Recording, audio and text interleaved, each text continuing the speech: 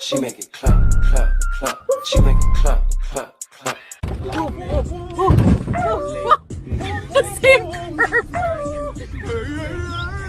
I always run over that. Ah!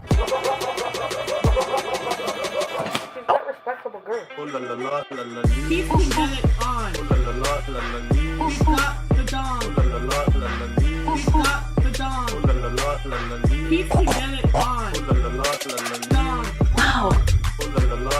Dong. Wow. We are going on, just going to visit some people. For 2 days, she's going to be here. So, she has huge dishes of water and food. She's good. Maybe she'll like to be alone because she won't be getting kisses every 5 seconds. How is it clickbait? I'm leaving. We're going away for a couple days. And by the way, if you don't notice that YouTubers clickbait, get with the program. YouTube has been on for how long? I'm leaving today. We are leaving. How is it clickbait? We're literally leaving. And I also said in my stream yesterday, we're leaving today. We know you're collecting money. Yes, I say that every live stream so far for the past little while since I decided to try to get help with money. Yep. Yes. Thank you for yours. But all I'm going to say now is I'm not getting a dime of the GoFundMe. People are refunded. If you don't want to donate and help me get home, that's fine. I'm not going to hear your shit. You're just going to be blocked or ignored. Okay? Thank you. Yeah, sure. If you want to say something hateful, send even $1. I don't give a crap. Well, I don't know what to say. I guess I can just not go live until I leave here. If you want to complain about it that much, I can just not go live. We did earlier, Proto. It doesn't do anything. The internet service is crap here. Third world, hon. That's another reason I want to, head back to 5G because I really need it to go live and upload videos quickly, not take all night. I literally said all of the money I've saved to go home, which is almost 2,000 so far or more, like that's not including super chats, is in my savings. Second, payday is not even today. You don't get your money on the 21st. So why would I go anywhere? Third, I don't travel to Beirut when I get my money. Someone else does. So again, wrong, stupid moron. Just say you're going to Beirut, Berlin. Yeah. Why don't I just, you know what, to make you all happy, the idiots happy, I'm going to Beirut to scam you all of your money, okay? How about that? There you go. Like, if I went to Beirut, I would have to literally get a new visa every time. It's that go back and forth to Beirut for free all the time. I feel awful. Like, I want to cry. I feel super awful. We were supposed to go on a road trip with like 16 people, right? Like huge family members, And we were leaving, they were like at Fajr, 3:30, okay? In the morning to get there, to get to where we're going. We're going on a road trip that's like hours away. What am I thinking? Like, I am not in reality. Like, I have so many emotions right now. I feel bad, but at the same time, I don't feel true. I feel like I'm not understood. Yeah, well, basically, it would be kind of like there would only be like 2 vehicles, so a bunch of people would be piled into ours for hours and hours. And doing things with huge amounts of people is normal here. Nobody understands panic attack. So I feel bad because I didn't want to go at first. I said, no. Salah was like, I'm not leaving you at home alone. I feel too worried about you. I feel too bad. Yeah, Salah went. I'm like, he has to go. Like, there's plans in place. What if he doesn't come back? Well, don't make me more worried. I'm so worried because he's tired and he has to drive. Oh my gosh. So we went to the family's house to sleep over, okay? And this is where, I was sleeping before I went to Qatar because while the house was, Anyway, and I said, I don't want to go because, you should know me by now, but he wants to include me. He said, listen, you're not going to be in Syria, much longer. You have to experience these things, and there's, different areas I have to experience of, So anyway, yeah, I said, why can't we just sleep at home? Because sometimes, they don't have the same type of power as we do. Their power goes out. And I need my CPAP. So we got there around after, when I said we were leaving, we left. We got there. We had some dinner. One of the ladies made rice and lentils and fried onions. It was really good. And then we were discussing what we're going to do, what time we're going to leave. And to get there at a decent time, we would leave at 3:30 in the morning. So we were up kind of late socializing, shisha, drinks, whatever. Not alcoholic drinks. So the power went out in the middle, at 1. I didn't sleep. We didn't get to lay down till midnight. At 1, the power goes out. There's no power. And the night before we were talking about that, what if because we were going to stay in chalets with there would be 2 families per chalet, I don't know. It's not how you think. It's not expensive at all. So, and I'm thinking, oh my gosh, me staying with To me, it could be 16. It's a million people to me. If it's more than just me and Salah, it's a million people. And I kind of like miss Juice. Well, I did miss Juice a lot. Camping with in-laws, I need alcohol. They're lovely people. The thing is like, I feel bad because they're going to think it's them. Because I always want to go home. Like, I don't want to stay, it's like, okay. It's like, I feel like they don't understand mental illness. Especially me, like, understand me. Canadian culture is more isolating. Salah understands more, like, because he's lived with me for 3 years. But he's like, you have to come, like, and I'm like, okay. Because it does sound like fun, but like, who am I kidding? Like, you're right, even going camping with just my small family, I freak out. I see my family on like special occasions and that's it. Like, and that's only maybe like 6-7 people. So this morning at 3:30, Salah woke up and he said, "Did you sleep?" I said, "No." "Why didn't you sleep?" The power. I was picturing being like no sleep. My anxiety was bad that morning. What if we drive 6 hours and we can't find an affordable place with like has electricity all night? And we're going to be driving in a car with like a million people packed in, and I'm tired, and just like I started having a panic attack. Like I couldn't like catch my breath. Yeah, so I said, "I'm so sorry. I feel so bad." Like I'm like I feel so bad, but I have to go home. So he literally like drove me quite a ways home. That's another thing, Links. I have bathroom problems. You think there's public rest stops along the way? No. One person, whenever Salah asked, like, "We need electric all night," they're like, "Oh no, that could be a problem." So I'm like, I'm not risking. I do feel very bratty, and that's why one reason I realize I have to go. Hey, Jackie. That's just gonna be my reality if I live here.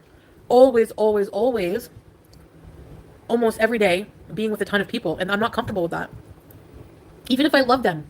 I love my family to death, and I don't want to be around them every day. I'm happy he went. I want some time alone and home alone. Yep, teardrop. I just don't feel understood. It's just a different culture. Like, it's not bad. It's just not me. It's just not what I'm, And it would be like that anywhere in the world. It's not like, if it's not my culture, it's not my culture. I kind of dread, like, when Salah, like, he always, like, because the men and women socialize different, a lot of the time he'll, like, drop me off to be with the women and go and get his, like, go to the barbershop with his, like, cousin or something, like, his male cousins. And the guys will, and it's like, I don't speak the language, and it's, like, awkward using Translate. Charlotte, right? I'm just like, I just want to go home, be alone with my cat. Like, I miss Juice. I don't like leaving her, like, for long, I miss her so bad. That's the only thing about traveling I hate. I didn't go with him. I freaked out. And I feel bad because I know the family's probably like, what the hell's wrong with your wife? Like, because the other night we went and we hung out and we were there from like maybe 4 p.m. No, not 4. Sorry. It was earlier than that. We were there for like 8-9 hours. And then I said to Salah, I'm like, I want to go. I'm so tired. And then everyone just stopped and looked at me. I don't think I'm going to do anything social until I leave because I'm just like, I just can't. I don't know. If we have people visit, that's okay. But like, it's just that like, when they socialize, it's like an all day and night thing. And it's just really mentally exhausting for me. And I don't know how to portray that without feeling rude. I just want to be peaceful at home and mind my business. Now, the thing is, yeah, so Salah, I said, just go have fun. It's like, how am I going to have fun worrying about you being alone? Like, what are you going to eat? I'm like, I have like eggs, bread, noodles. I'll be all right. I feel really bad. Because I kind of freaked out on him because it was like a self-defense thing because I thought he was going to make me go because he was like, you have to come. And then I was like, listen, we're separated. I don't want to do anything with you anymore. And I felt so bad because like the way he looked at me was like I could tell it looked hurt and like shocked. And now I feel like shit for saying that. And I feel like I'm like breaking his heart by like separating and leaving. But that's the thing with Salah. And I don't say this in a bad way. But it's all or nothing. It's like it's like his way or the highway in a way. Like when it comes to culture and like there's no negotiation. You know what I mean? Like he's more set in his ways and traditions and stuff. Especially since being back in Syria. It's extra worse. It's normal for Arab Muslim men. Look at any couple on 90 Day Fiancé. Any Western woman that's been with an Arab Muslim man didn't work out except for Adnan and Tiger Lily because she started wearing the hijab. She's assimilating to his ways. I'm just like feeling like this now. Like, well, it's been off and on for a long time. I just don't talk about it publicly because I just try to just like swallow it and live that way, And there's probably family pressure and all that stuff. I love him and I care about him and I just want him to be happy. I just want that so much. I won't be happy in Canada unless he's happy. It's just anywhere. I just get bored. I was kind of bored there. And I felt the restrictions were annoying. Like not being able to swear. Just like no freedom, you know? I don't belong in conservative cultures. And I'm married to a conservative man. And I know like things have come out that are not so conservative, but because he was such a conservative person, that's why those things happen. I think when you're raised in a very conservative, super, super conservative way, you know, you kind of, I don't know.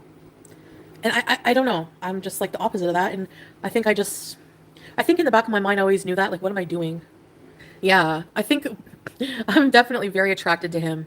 And also, I'm not a very submissive person, but at the same time, I find controlling men, not abusive controlling, but just controlling in a way like, I don't know, kind of hot. Like, so yes, there's a lot of things I like really find attractive about him, obviously. And it's going to be hard for him because if I do bees, he's going to see it all on my channel. I know we're going to be divorced, but it's still going to be hard for him. I can't break his heart.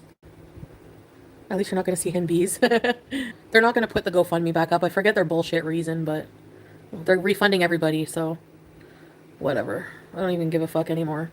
Tonight there was a little orange kitten, and I called it over to me, and it came to me, and it started to nestle on my chest, like it really was purring, and it didn't want to get off.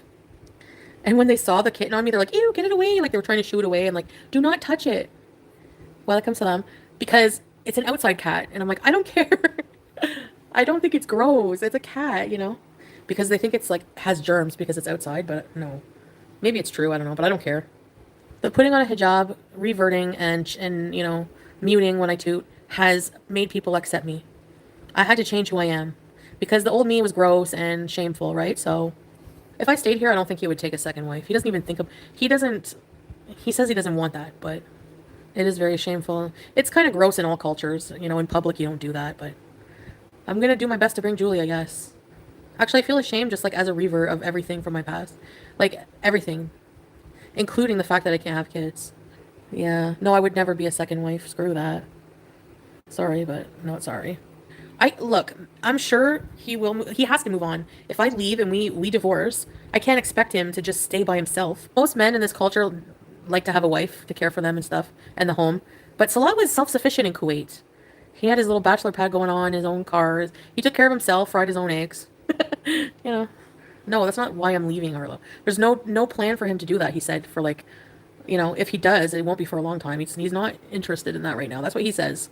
So that's hasn't been a topic of discussion. It's one of my insecurities about not giving him children when it's called, like, it's such a big thing here, you know? And like, why should I feel insecure about something about myself that I don't want anyway? Like, I don't want children to be part of my life. Like, I want peace and quiet. Like, I just want, like, my mental health, like, my brain cannot handle too much going on, like, with people around me. I freak out. I feel like I can't breathe. Like, yesterday, just sitting in a room with 16 people, all socializing, I felt like I was claustrophobic. Like, I can't handle it. Big family's big priority, yeah, I know. And me, I don't like people, whatever. Like, it's not, in general, I don't like people. I don't like being around people. I love his family. They're so nice. It's a me thing, you know? Your social battery runs out, right? There's no such thing here, you know? They can be with people, like, all sleeping together in the same house, like a million, like, I don't know how they do it. Hats off, because I can't. I don't like people, when people, like, you know, in Canada, I would never answer my door. Never. Even one time my aunt and my mom came over and I was having a mental crisis and I didn't let them in. They drove all the way from Cornwall. And they texted me, "What are you doing?" I said, I can't. I know you're not going to understand, but I just can't. I can't talk to you. So I feel like a total bitch. I don't think we will fully move on. I'll be living in Canada, being myself and everything, and he'll just have to accept that, or else. It's like, at first you can't imagine not having that person in your life or never talking to them again. Like, that's how it was with BB, but now I don't even think about him. No offense, but I'm tired of, you know, he is though. He's very conservative. And I feel like we only got married because, like, I went and I don't know, that's what he says, but, like, he didn't, like, at first, you're right, he knew who I was. And I wasn't, you know, a hijabi, so. He's gotten more traditional since living here, but you kind of have to, you know, when in Rome.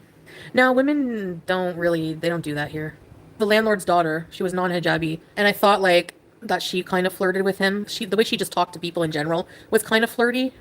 But wallahi, he didn't even seem interested. And I was like, oh, let me guess, before I got here, you were probably talking to her. Like, I'm insane. And he was like, you're crazy, you're sick the way you're mine. I'm like, no, I have reason to think this way. And besides which, like, I just assume, and he's like, I didn't even think of that, honestly, and her family lives here. Like, I don't think it's, like, really the same here, you know? Guys, I feel so awful that the internet, I feel like I'm trying to reach out. I had a dream that I was trying to talk to you guys, and I couldn't because of the friggin' internet. And it's a reality. Why is it irreconcilable even though we went off? Because it's not, Grimace, we're not separating this time because of anything we did to each other. It's just situational, like, you know. No, he didn't really like Kuwait, actually. When I met him, he was so bored with his routine life and being there, and so he's not really sad about having to leave there, honestly. I don't know what he wants because he tells me one thing, but maybe he's just saying that to make me feel better. He says he doesn't want kids. He doesn't even think about having kids, that they annoy him. But he might just be saying that to make me feel better. Why do you care about what I did with money in June? Do you know how many months ago June was and you're asking if I still have $2,000 from that? What? Then don't give. That's my point, Marilyn. You don't have to give.